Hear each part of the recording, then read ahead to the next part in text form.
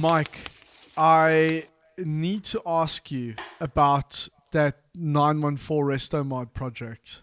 Can you tell me Yeah. about that? Yeah, okay. So I got to the point with JCB where that was 2016, and I didn't want to go further in the company because north of where I was yeah, there'd been talk about me getting a directorship and this and that and the other, which is great, but it would take me further and further away from being a designer myself.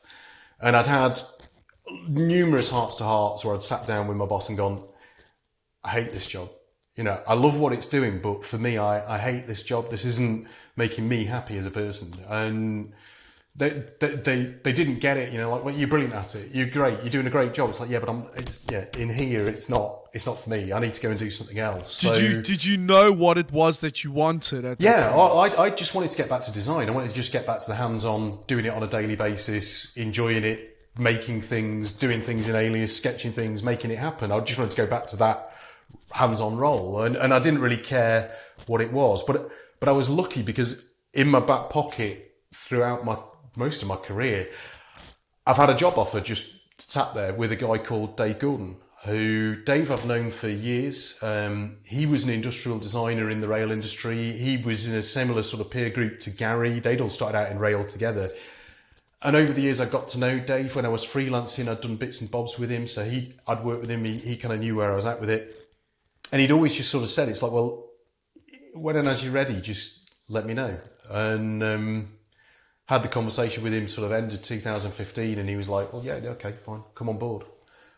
So I was able to walk out of JCB into my job with Dave. And at face value, I was thinking, how can you go from being global head of design to just being a designer? And it's like, yeah, but this is good. This is really, really good. Because Dave basically runs DG Design, which is a really sort of small grassroots industrial design transportation consultancy. But the thing about DG Design is that we're a really small company, but we just punch well above our weight in terms of the projects we win and the things that we get to do. So I came in with him on the notion that, okay, yeah, we're rail centric. We do bus and truck stuff as well.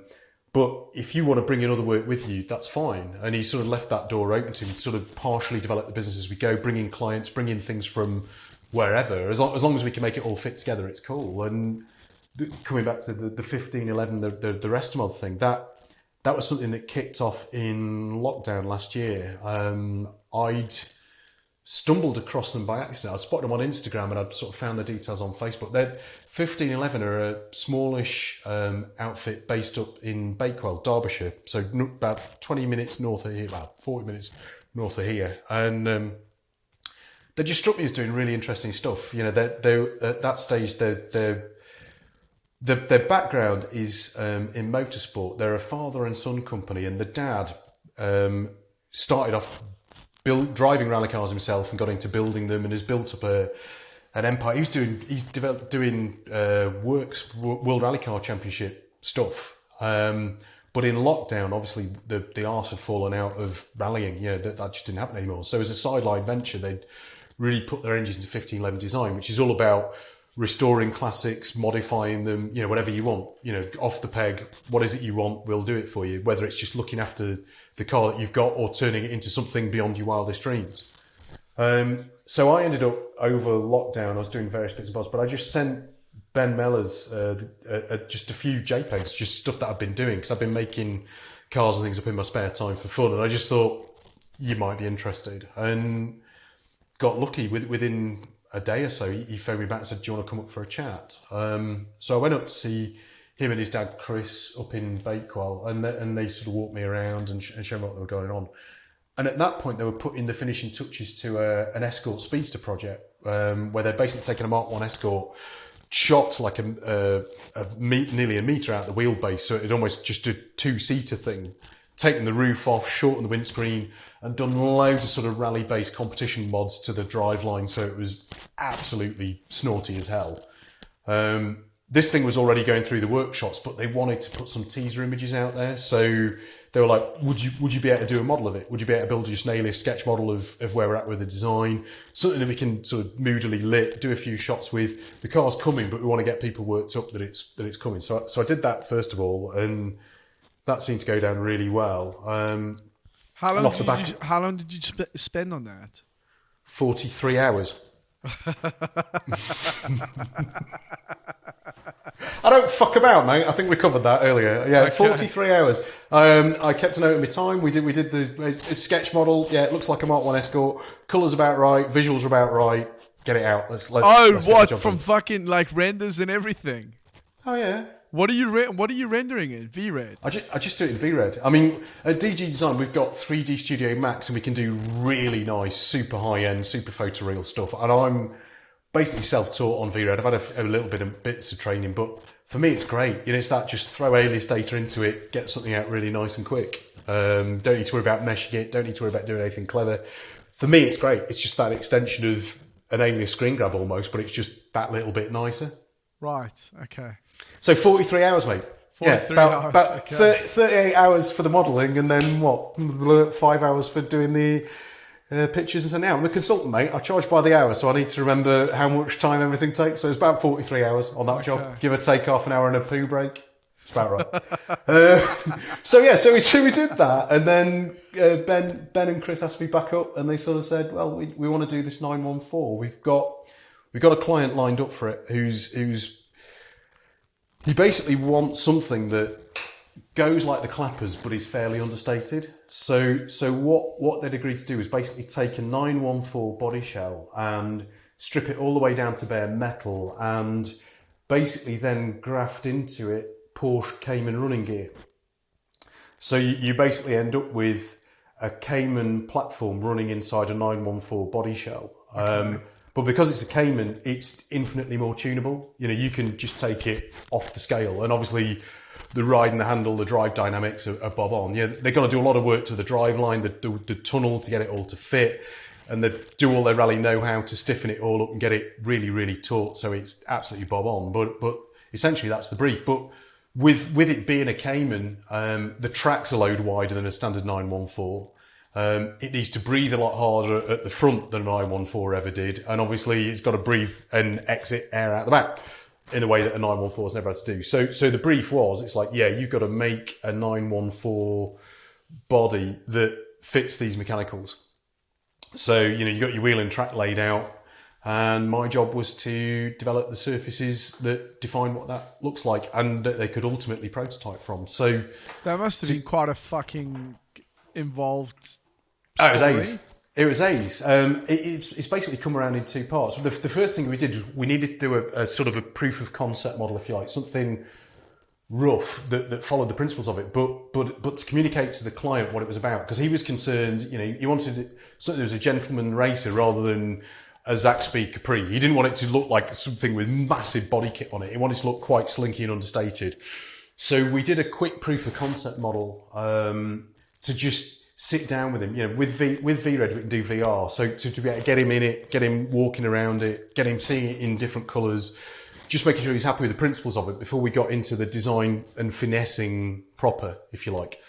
So that model was actually really easy to do, because we were able to, from within the 914 community, get hold of a mesh file, which I think someone had hacked out the back of project cars or something like that. So we had something that represented a 914 that we could keep all the guts of, all the centre bits, the bits we weren't going to change, graft new bumpers on, graft new wings onto, graft a new spoiler onto, get the appearance up and running. Now, obviously, yeah, the minutiae of what those surfaces really need to be for production, we then needed to work through, but it meant we could very quickly sit the client down and show him something that gave him confidence. And again, use that for generating sort of marketing material, ideas and images to put out there into the motoring press, because although the brief was originally focused around this one guy's car, the realisation within 1511 was, well, if we're going to do this properly, we could do a limited run. You know, we could take, we could do carbon fibre bodywork from moulds, you know, maybe do 10, 15 cars if there's appetite there. And as a result of being able to go down that route, wind up the wick on the quality at the same time, because rather than doing one, you know, you're doing series production, you can do a really, you know, cock-on job. So, yeah, we then got scan data from the 914 proper donor vehicle, and we had to resurface it to make it fully meet once we'd, you know, got the brief right, got that bit sorted. But it's been great. It's been a really sort of intense period. I mean, my bit's actually parked up now. We're into the bit where things are getting milled, things are happening. But Oh, so it's still ongoing. it's still ongoing because what's happened is basically the 1511 guys. Now that COVID started to lift, they've still got to support all the World Rally stuff. They've still got all their other client base that they've got to support at the same time. So the original timeline for the project's expanding, but it's still happening. It's still, we're in the phase of getting things milled now, and it's all coming back together. Mike, is this all? So this is all going through Dave Gordon. Yeah. Okay. This is work that I'd found as myself in the first instance, but again, because of the way I am with Dave and the way we always said it would be, it's like if we can run it as a legitimate business thing, we will. The escort concept stuff I just did for free, just in my own time almost. It's like, let's just get the ball rolling. Let's show these guys what we can potentially do. But if it turns into a meatier project, let's sit down, let's agree sensible fees, mates rates, but let's run it as a proper thing. So that's what I've been doing as my day job, amongst other things. So how many people are working there? There's four. There's just four of us. There's Dave who runs it, who's still very, very hands-on as a designer and a creative. So he's a designer. Yeah, himself, he's an industrial designer himself. There's myself. There's another guy called John Woodward who, again, John I've known since day one. He was a guy that I managed to get in at JCB on my first lap through there, who's now with Dave. And there's a guy called Andy Sykes, who again I've worked with over the years as a consultant in different roles, and that's it. There's essentially four of us as a core team. But the thing with this is that we network and we can make the team bigger if we ever need it to be. We can pull extra resource in, we can pull in people we can trust. Oh yeah, if we get a job that's bigger than we need it to be. But we find that being small doesn't stop us from picking up great work. We regularly surprise people because we sort of go in to bid for jobs with really big names, really big consultancies, and we'll quite often beat them to the work. And they're like going, well, how the hell did you do that? We've got a team of 20 here with researchers and this and that and the other. And there's four of us in a shed, basically. Well, it's not a shed. Got a very nice studio. COVID aside, are you guys normally all in the same place? Historically, we were. But when COVID hit, we all basically went back to our separate homes. And collectively, we've decided to stay here. Because all of our, 99.9% of our work is into Europe and overseas anyway. It has been, just by the nature of the clients we're generally working with. So we sort of realised that there wasn't actually that much need to maintain a central premises anymore. So, we've been doing, since before, way before COVID, I was doing online Skype meetings, this, that, the other, screen sharing data with clients, this and that, the other. We'd almost proven the principles before COVID even hit. So we just took our PCs home and just started work, and we've all decided to stay home. So what does that mean then, that Dave gets to save money on rent, or does he just have less geezers in his house? He's doing that. I mean, we've still got the lease on the premises, but he's handed in his notice, and that'll be money that we can put back into the business. We get to just work it. And we had the serious discussion. It's like, well, do we all want to go back into the office? What would we be missing? What would be the benefits? What would be the detractors? But we've all kind of felt, well, we all kind of know what we're doing. We're all fairly autonomous, but we're all over Discord on a daily basis, so we know where we're at with each other, and we can tag team and jump in and out on different jobs. So for us, it's like, well, we don't really need to. I mean, if a big project came up that justified it, yeah, we'd rent office space again. But for the projects we've got coming up and the things that we know about, it's not necessary. Who's all using Alias there? Everyone, or is it just you? It's myself and John. We're the core Alias guys. Andy covers the 3ds Max side of things and does a lot of work with graphics and sort of rail interface work in terms of managing clients and interfacing things. But essentially, it's myself and John that drive the data, that make the things, that do the stuff that is the stuff. Cool, awesome. Listen, we'll move on for this in a second. I'm still intrigued about the 914 project. Yeah. So do they? Okay, you've explained that you guys kind of took you took this mesh file and you like shoehorned it over these problems that you've got. Yeah. But essentially, they've basically got like a running gear that you can pop anybody on top? No, because It is still most definitely a 914 underneath. The whole front end, the bonnet aperture, the A-pillars, the sills, the rear hoop, everything is 914. So what are we using from the Cayman then? I mean, are we using the Cayman? You're taking the engine, gearbox, prop shaft, gearbox, suspension, wishbones, all that, and putting it in. And it all fits pretty well. Well, they had to re-engineer the central transmission tunnel to get that in, and they've done a lot of work with the existing 914 body shell because it was 70s, all a bit flippy floppy. They basically re-engineered that to be as stiff and as square as a modern rally car would be. Wow. In reality, the truth is they'd probably have had an easier time just starting from scratch and just going, it looks like a 914, but they wanted to keep the authenticity of the original car, and they wanted to carry the registration plate and the VIN plate through from the original vehicle. So it's like, here it is. This is how it entered. This is how it goes out the door. So how do you fucking navigate the bird's nest that is that in like, how many hours was this? 62? A bit more than that. It's been a bit. I've actually lost track on that one. We have got spreadsheets. I could pull the figures. I'll send you an email. But to be honest, I mean, to be fair, we cracked the design, the aesthetic design, if you like, almost straight off the bat. Because at the point where I'd sat down with Ben to talk about the project, he'd already seen a load of my work, and he'd already pulled together mood boards of other things that he'd seen that he liked. So there's bits in the front of that car that hark back to a 904E concept that I did with Tom Underhill over lockdown. So there's bits in the styling of that, and there's bits of this, and we want a bit of that, we want a bit of this. So we actually sort of nailed the styling, if you like, almost in one go. And then what's really taken the time is getting that on packaged properly and getting the sort of the fillet and the flanging and the production interfaces right so that it goes down onto this 914 shell, which is the bit that's quite involved. So, Mike, who's this Tom Underhill character? What's he all about? Tom's ace. Tom's cool. Tom was a guy who again had come up to me at Cov, who was actually a year younger than the group that I was supposed to be teaching. So he sort of was hovering in the doorway and sort of came in, really, really quiet. It's like, it's a really tall guy, really tall guy, but really sort of quiet. And he says, would you better give me a bit of advice? Would you better give a bit? And it's like, okay, right. Because he really wanted to, he was interested in just design. He was interested in my background at JCB. And he was a local lad as well. He's a Utoxeter guy, so he's just down the road from the JCB factory. So it's like, yeah, okay, go on, we'll do something. And we started off, he'd email me sketches. He was emailing me sketches and I was critiquing those remotely. This was kind of like separate to Coventry, but I was just like, well, let's just do a bit of mentoring. Let's do a bit of folio guides. Let's do a bit of project guides. So we did a little bit of that and it was good. And he'd obviously got an eye for it. His sketching was always great from the get-go.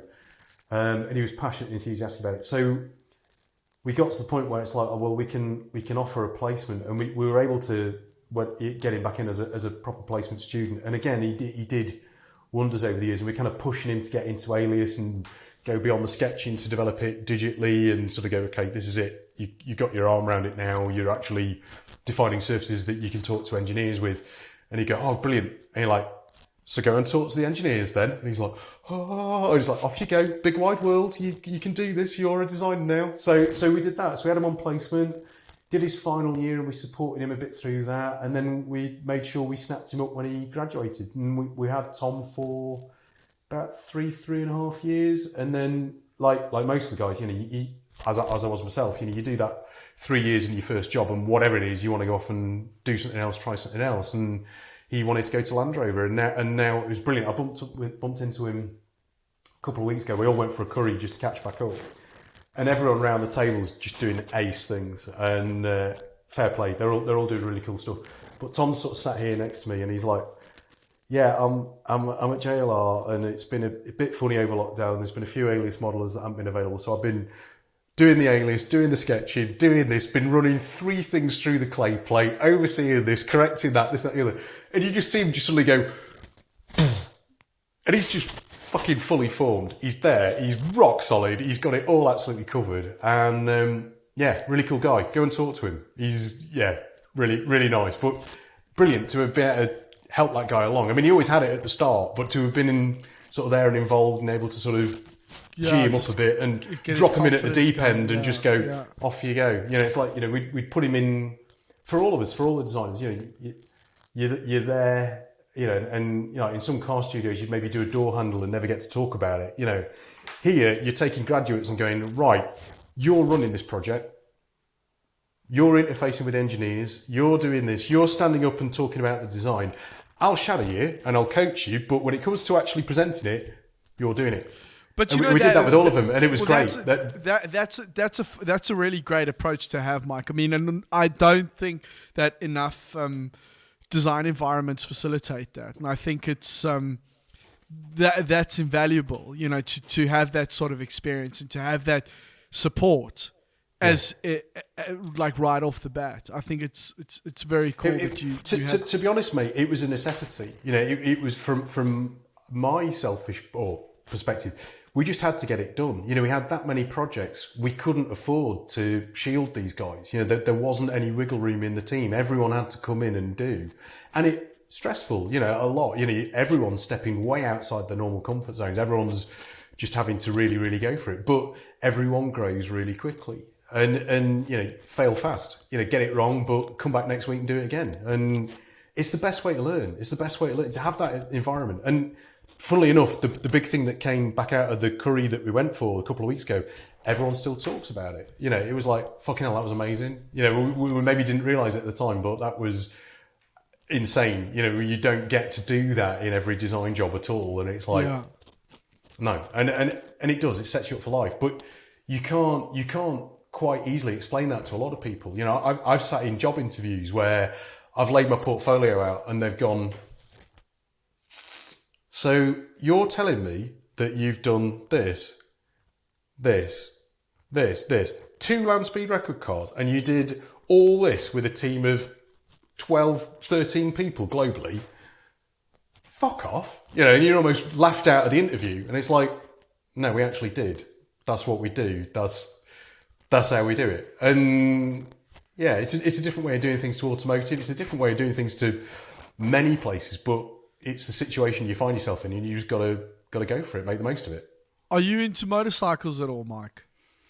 Not personally, but I have done motorcycles. I did with Mark Wells, the Royal Enfield guy you talked to a bit ago. Yeah, well, that's what I was going to ask you, because I've seen that you work for not Xenophobia, but Xenophobia. Xenophobia, yeah, that was an awesome one. That was a really enjoyable gig. I had done a bit of motorcycle work prior to that. In that first consultancy I went to after leaving the rail industry, we did stuff with Triumph. We did the Daytona 600 at the point at which it went all faceted and angular. So I'd got my head around bike design a little bit, but on that project I think I'd done a mud guard and a bit of graphics, and that was about it. But Mark actually got in touch with me because he was fascinated by land speed record shit. He's just like, oh my God, I'm just into all this. You know, you get Mark talking and it's like, and he can tell you chapter and verse on. He just fucking goes, doesn't he? Oh, and he's just like, all this. And he was like, he said, and he pitched it as he said, would you be prepared to come up and have a business conversation with me? But I have to be honest before you come. The main reason why I want to get you up here is to talk about land speed record cars. So I'm like, yeah, fuck it. Fair play. It's a day out of the office and he's been really fair and upfront. So let's just go and have a chat. So went up to see him and Ian Ride up in Northumberland. They were sort of outskirts of Newcastle. Went up on the train. Spent a nice long day with him. And yeah, they were sort of grilling me on Diesel Max, how we developed the bodywork for that, and my involvement on Bloodhound SST.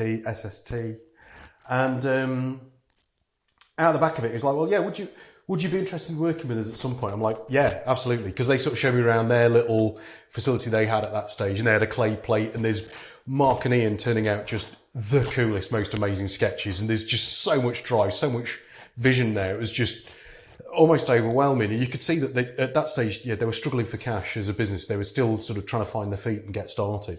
And it's like, I want to get involved in some capacity. So yeah, if something comes up and you want a pair of hands, then yeah, if we can make it work, I'm in. And it was probably about 6 months after that, he says, well, we've got this thing coming up with Triumph, and given your experience and your working relationship with them in the past, I'd not done that much with them, but they was like, we can sell it on that basis. So I basically went in as an alias modeler, but you're there helping it out. They'd already got a design, but since then the package had changed. So it was a case of sort of rippling the design onto the new package from the clay that they already had. So we had to widen it a lot, stretch things, do things. And again, given my background, I was able to just be the interface. So I was the guy talking to their surface engineers in-house, their package guys in-house, and make sure all the data was set up right. And for that one, I went up and worked with them on site, just because it seemed like the best way to get it done. So I worked up with Mark and Ian in Northumbria, kipping on in Mark's spare room, and I chatting to Mark most nights. This was just as we were coming into TT season, so we'd just come over and he'd just be like, he'd get a cup of tea on, I'd get a beer on, and he'd be just like, yeah, watching the TT. And he'd be trying to get me into bike design, and I'm like, yeah. And I've got to be honest, I'm not. I mean, I love bikes, but I think I had enough early experiences because I was one of the youngest in my year group at school. All the big boys in school got their bikes first and promptly broke their legs or lost their girlfriend off the back of them and this and that and the other. So I think by the time I got to being of an age where it's like, are you going for your bike license then? It's like, no, fuck off. There's no fucking way I'm getting on one of them. And I think because of that, I just never found the love. I mean, if I won the lottery, I'm sure I'd have one and it'd just be pinned to my wall and I'd just be there going, that's an awesome bit of design and engineering, but I am never putting my leg over it. Yeah, they've just fucking hell. I'm busy wrestling with it at the moment. I just test drove one on Saturday, and after talking to Mark, I kind of got a little bit obsessed with the Interceptor that they did, and because it's just such a fucking great bike, like for the money and everything, and they've really they've created a very compelling product for the price. And I know that there was once upon a time where some of the bikes were a little bit agricultural, and they now have created a product that's, you know, pretty fucking well made actually. Yeah. And it still just lends itself so well to customization. You know, there's so many people or companies, small and large, that are making like great aftermarket parts for it, and so I went and test drove one on Saturday, and I'm kind of a little bit too enthusiastic at the moment. Mate, do you like your legs? Do you like your legs? Do you like your wife? Do you like your kids? Yeah, I know. I know it happens, and I know it's 99.999% never the fault of the guy riding the bike. It's the twats like me not paying attention that'll take you off. No, well, it doesn't matter whose fault it is. I mean, if you you've still got no legs. Yeah. No, go careful, fella. It's a difficult thing. I'm a bad advocate for bikes. I love them, but no. Mike, you said I've got Hot Wheels on my list here. Did you meet Felix at all? No, I never got to meet with him, but I got to work with a lot of the Hot Wheels team's artworks. This was, again, stuff I was doing when I was freelancing. And I managed to hook up with a really cool guy called Kyle Hutchins in the States, who at that point was doing a lot of sort of CAD modelling for Hot Wheels. So he'd be taking the sketches, developing them into the 3D data sets that would then go out to China and be productionised. So Kyle sort of said, well, yeah, would you like a gig? You know, because he knew I could model quick and get stuff done. And I was like, yeah, fine. And I must have done a dozen that have all since made it. I've some of them don't travel. You know, you can't buy them over here, but I've been able to sort of track down a sort of small handful of them. But yeah, I never got to work with the artist direct because it was done through Kyle and because it was sort of through agency. You sometimes got to see a squiggle of his signature on an artwork, and you started to recognise the artwork style over the course of a few that came to you. And it's like, yeah, this guy can't actually draw 3 elevations that tie up. This guy's totally got it in his head. This guy should just learn CAD and do it himself. This guy can't picture design to save his life. But yeah, I never got to know the guys, sadly, but had a load of fun just making their stuff. Wow. I can't let you go without talking about your latest NFT venture. Shit. Right. Okay. This one's really recent. This is more an accident than anything. I mean, I've been in my spare time. I had a conversation with Dave Gordon, my boss, about 3 years ago now, And he was like, well, you know, where do you want to go next? What do you want to do? And this was kind of our appraisal, kind of sit down the pub, have a beer and just talk it through thing. And I was like, well, I quite fancy learning VRAD. I quite fancy getting my head around it. Because at that point, I was still just sort of mostly doing alias and alias screen grabs. And David sort of said, well, yeah, okay, if you want to get into VRAD, that's fine. We've got a license, you can run it on your laptop at home, you can use it after hours. Just get your head around it because it's good for me if it's good for you. You know, you'll learn how to use it. We can use that in the business. So I'd started doing concept stuff because I realised I had a little moment when I realised that I was coming home from work, eating my tea and going and playing Gran Turismo and spending most of the time putting decals on cars. I was doing a bit of racing, but mostly doing decals and liveries on cars. And I just thought, this is fucking stupid. I'm a trained designer and I'm spending my time putting stickers on other people's designs. I should be doing my own thing. And it's like, let's do that. So I kicked it off as a sort of thing. It's like, well, if I'm going to do VRED, I want to do VRED stuff based on my own models, my own data. So I need to go and make some cars. So I started making cars, mostly, so yeah, again, evenings and weekends, just sort of hobby stuff, just for fun. And over the past 3 or 4 years, I must have done 40, 50 projects. Nothing long. You know, this sort of like 40-hour jobs of just get something vaguely tidy as a volume, inspired by historic sports cars, race cars, whatever. Mostly things that sort of resonate from my own upbringing as a kid and cars that have always excited me, like things like this. So I was doing that, and then I struggled because I wanted to do something with the Godzilla skyline. You know, the original one out of Gran Turismo, the blue one, the calsonic one that's just ace. And it's like, I had about 3 or 4 goes trying to redesign it as a sort of regular Mike Turner thing. It's like, I've got to get this out of the system, but I can't find a different angle. There's lots of people doing cool skylines and I've not come up with something better. So just for fun, I'd seen years ago, you remember someone had done in the States, can't remember what I think it was a clothing company, American Nude or something. They'd done a low poly version of a Countach that had sort of almost been stylized down to just a really pure prism.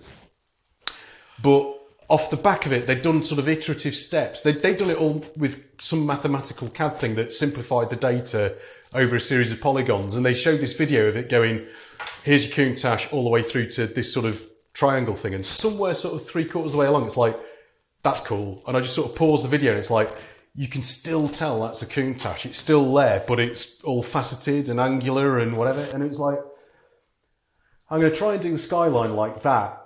But I don't know anything about poly modelling. I didn't want to start. So I just built it in Alias to look like a poly model. So it's skins and lines. It's all just degree 1 lines and skins. So it's basically abusing the hell out of all this really clever G2 software and just going, fuck off. Just give me just G0. I just want continuity here. I want facets. I want edges. I want things that catch the light. And crunched this skyline model out in literally, it was about an hour. You know, just working from blueprints and photos just to sort of get the volumes right and sort of go, there you go. And I threw it out on Instagram, put it up on LinkedIn, and weirdly enough, it just resonated with people. All of a sudden it's got all these likes and all this interest. I've been pushing stuff out for fucking years and everyone's just like, whatever, Mike's just done another fucking car, who cares? And I put this, fuck off Mike, we're fucking sick of this. And then I did this low poly skyline. It's like, people are contacting me saying, you should do a game with this. You should do you could do all sorts of this. You could do NFTs with this, and I'm like, the fuck's an NFT? I didn't even know what an NFT was at that point. And funnily enough, coincidentally, I love the way these little coincidences happen. It was on the Monday morning that we did our Monday morning team chat thing, and Dave's going, some bloke at the weekend sold a picture of a monkey as an NFT for 20 grand. And we're all going, fuck off. That's stupid. Who'd buy a picture of a monkey for 20 grand? And then, anyway, what's an NFT? So we all went away and Googled it. And it's non-fungible token things. Like, okay, right. So we just sort of left it off and didn't think any more about it. But then I sort of thought, it's like, hang on, if there's people saying this stuff would make an NFT, why don't I have a bit more of a play with it and just see where it goes? And I talked to Dave about it and said, look, I'm going to be doing this in my spare time, but if something comes of it, I'll let you know, because I don't want to moonlight, I don't want to freelance, I don't want to be doing stuff behind your back. If it's stuff that we could turn into a business thing, you know, you've been great for me, I want to see if I can do something for you. So we just sort of had to play in my own time. I think I did about 20 cars in a similar style, because again, you can crunch them out in an hour or so. So I did that, and then it turned out that I got a going back to before my daughter was born, we did a prenatal class. All the other expectant mums, and it's NCT in the UK. It's sort of Natural Childbirth Trust. So it's all about home birthing and birthing partners and all this. Yeah, so we're all we sat did on the the floor. same. Yeah, exactly. So it's all like, and you're sitting in a group feeling awkward as fuck as a man, going, what am I doing here? Breathe, darling.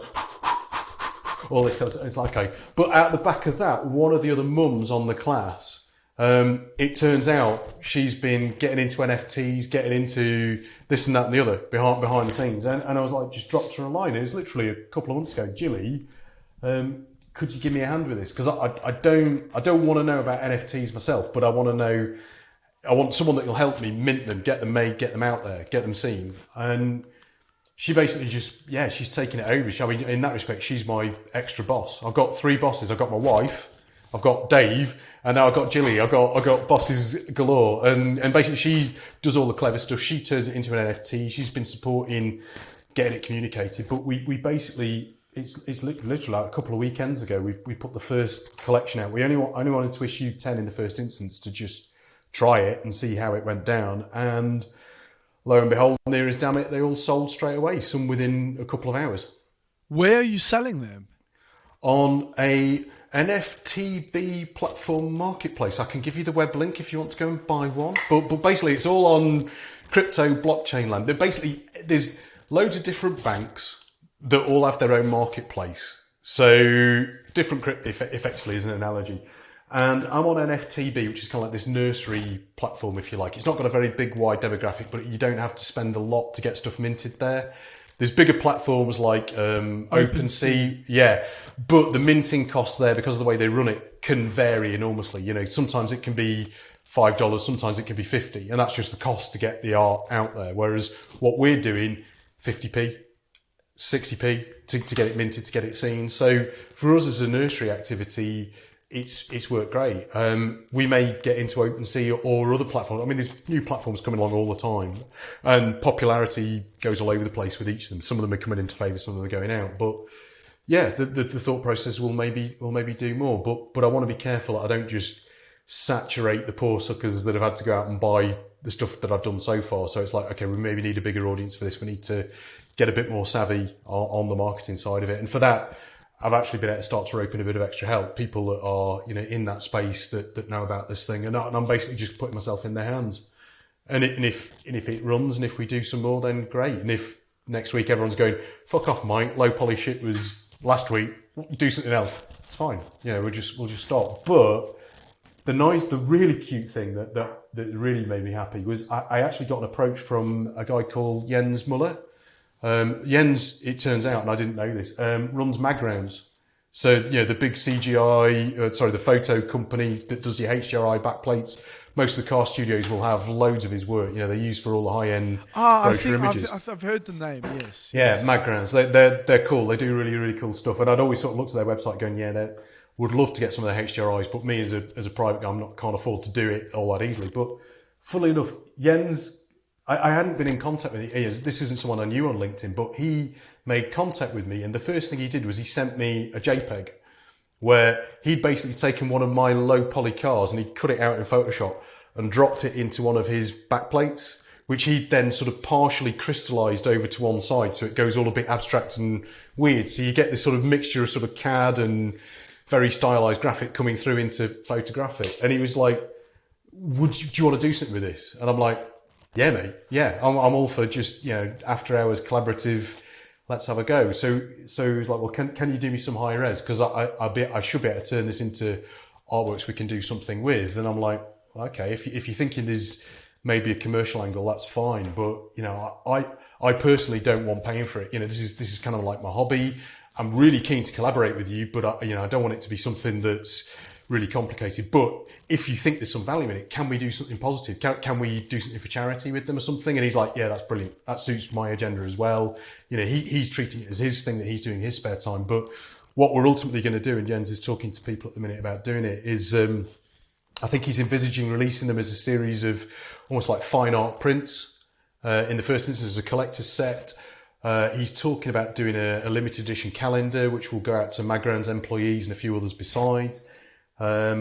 But then at the end of it, he's fascinated by NFTs as well. And he says, well, if you can pull that lever for us to finish things off, that'd be great. So I'm in the process at the minute of trying to figure out to do an NFT auction at the end. So sometime into the beginning of next year, after we've got the calendar out of the way, once we've got these assets, he's like, yeah, okay, let's get them up as NFTs. But I need to do a proper job with the marketing. I need help if there's anyone out there that can help us.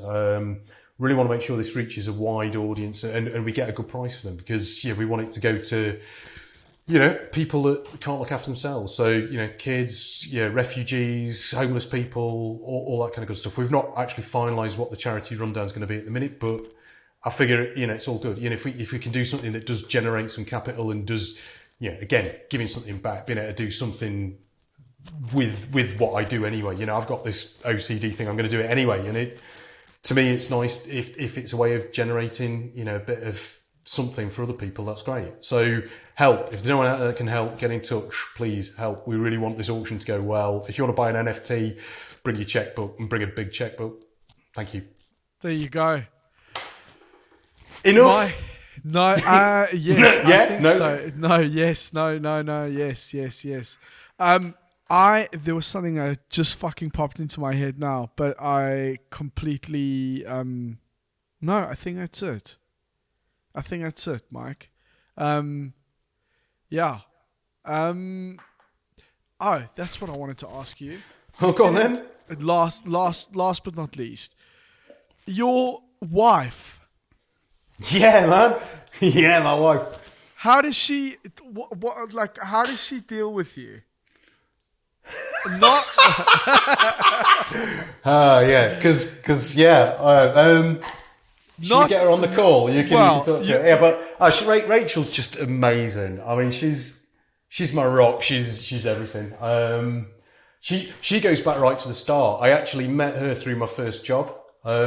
We were in the rail industry. Her background, she's engineering. She's engineering project management. And one of the first jobs that I got to do when we were doing trains was I had to come up with a livery to go on I think it was an old loco or something that was being used as a test mule for something else. So the outside of it just looked like this rickety old loco, but it was running state-of-the-art prototype electronic running gear or something. I can't remember what it was, but they wanted something to put out as this test train thing. So it's like, okay, so my boss, off you go, you've got to go and interface with this person and whatever. And I came up with this livery, and I'd gone through the AdTrans, corporate template to come up with exactly what font should be used and what the fonts and the relative spacing of the logos. And we had this corporate colour palette, and it's got to be this blue. And I'd put it all on the drawing and got it all this and that and the other. And handed it over to Rachel. Didn't think any more about it. About a month and a half later, the test train's out on track. It's now in the public domain, and it's the first I know about it. It's in the press are there going, taking photos of it. First I knew about it, my then boss, who's basically a bit of a gruff Scotsman, basically nearly picks me up by my lapels, and he's like looking me in the eyes like this going, how did you get that wrong? It was such a fucking simple job. How did you get that wrong? And I'm like, what? I hadn't even seen it at this point. And turns out it wasn't a corporate blue. So, he wasn't happy with the shade. He wasn't happy because of the shade of blue. So what happened is Rachel is very resourceful, and she'd looked at the drawing and gone, yeah, Pantone 360, that's fine. Gone down to the stores and gone, lads, what blue paint have we got? Because obviously she wants to use up stock. She doesn't want to waste things. And she'd basically, quietly got on and got it done. But she's awesome. So basically we didn't hit it off as a result of that, because I went back like, what the fuck? And just like, oh, fuck off. And that was that. But then about a year later, there was a party, and we just got together, and we've been together ever since.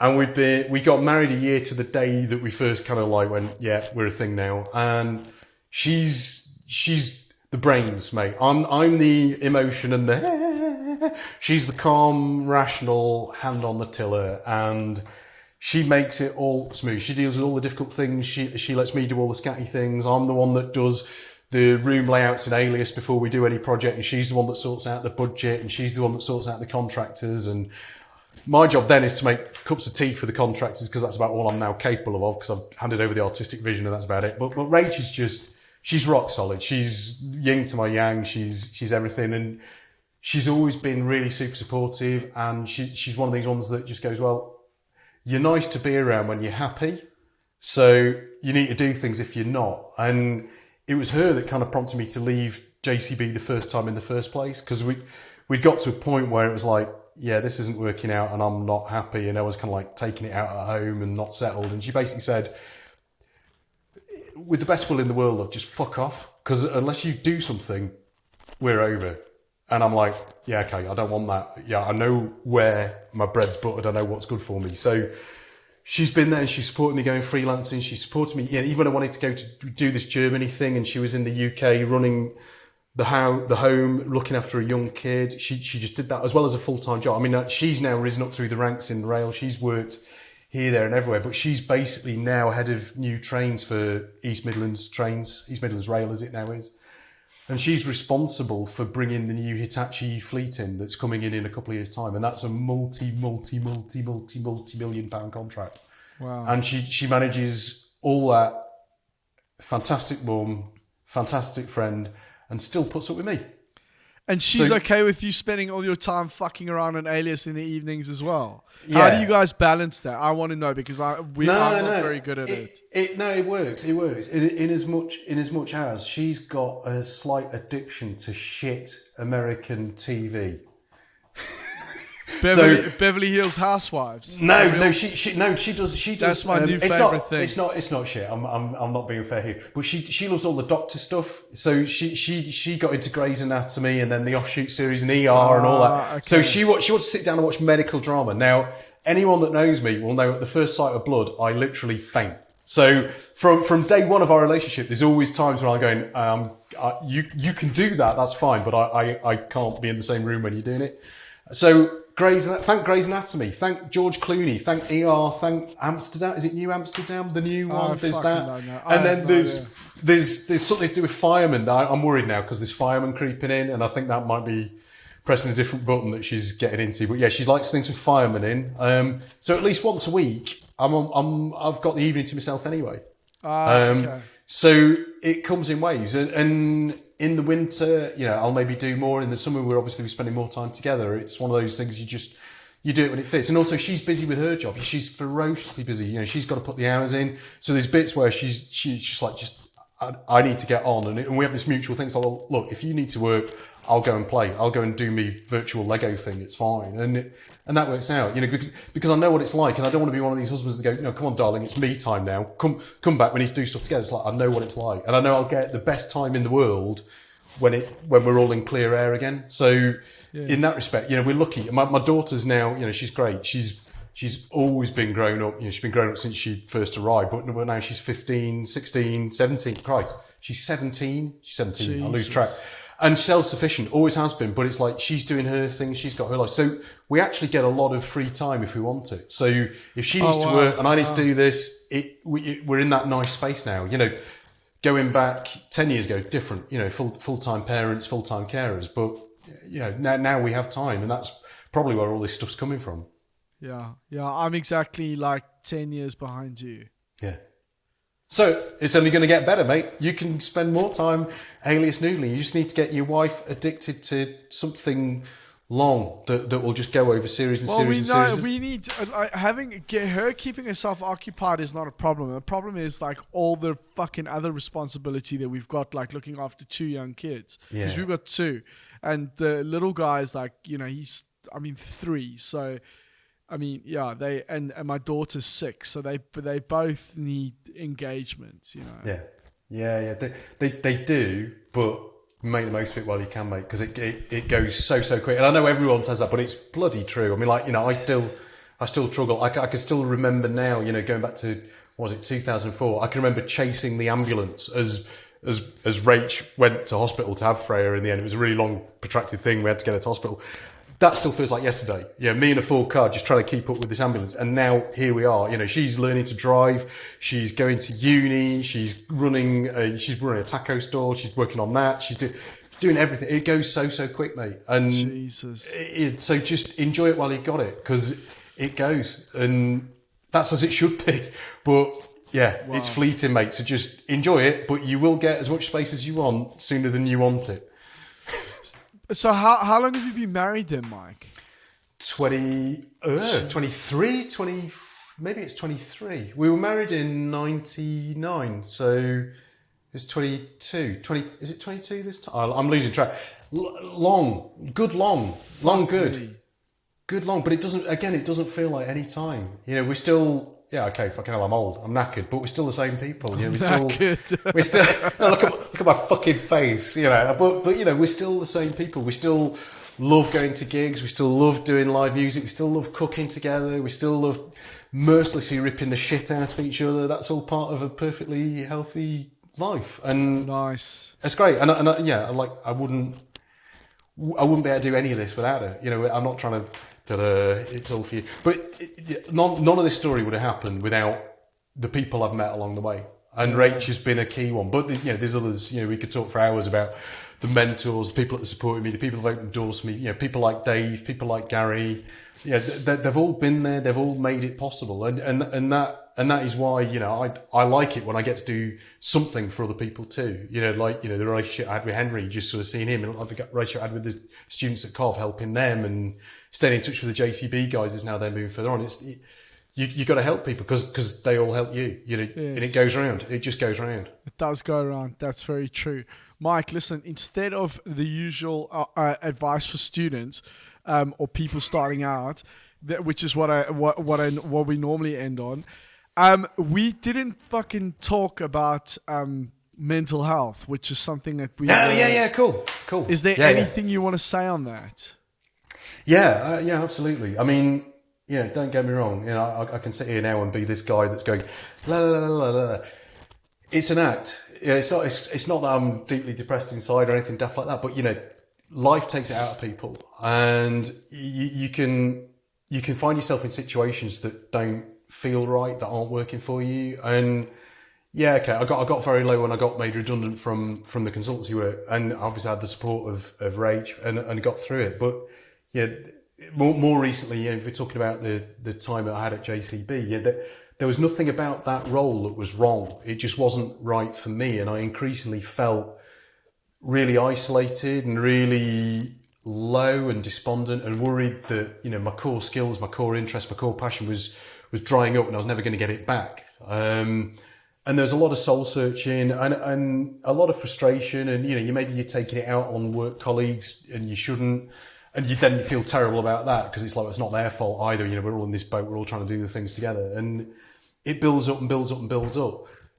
The thing that I've really learnt to rely on and fall back on is that inner voice. I think underneath it all, we all kind of really do know ourselves, and even if we don't know what to do, we know when something's wrong. And I think the important thing when you get to that point is to admit to yourself and admit to others that something is wrong. You know, don't just bottle it up. Don't just go and get another beer out of the fridge. Don't just, you know, suppress it. Don't just bury it. Let it out. Talk about it, share it, and change something. Because once you've worked out what it is you need to change, it can come back. And for me, leaving that particular role at JCB and coming to DG Design and the support that I've got here, the boss that I've got here, you know, that it's basically changed me. I've reverted back to feeling like that optimistic guy that can try things, that can go out of his comfort zone and enjoy it and push myself rather than feeling pushed.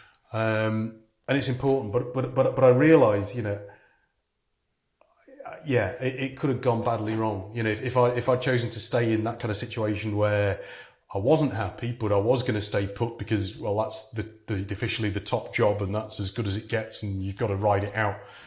I think I'd have just spiraled a lot worse than it got. I think be really honest with yourself. Be really honest and get the advice of people you trust. Get the inputs of people you trust. Even if they can't tell you what to do, you know, they can reflect on how you were compared to how you are now. You know, they can kind of point to the things that seem wrong, and you can go away and think about that yourself and do your own homework. You know, it's down to you to fix yourself, but speak up, talk to people, don't bottle stuff. It's the worst thing you can do. And I know in design, you know, there's a lot of it, and it is ego. You know, there's a lot of egos, there's a lot of personalities there, there's a lot of bravado. There's a lot of, we're all going to work late, we're all going to fucking smash it, we're all going to do this, that, and the other. And there's people quietly having breakdowns. There's people having all sorts of problems, and they shouldn't. They should be careful. They should look after themselves.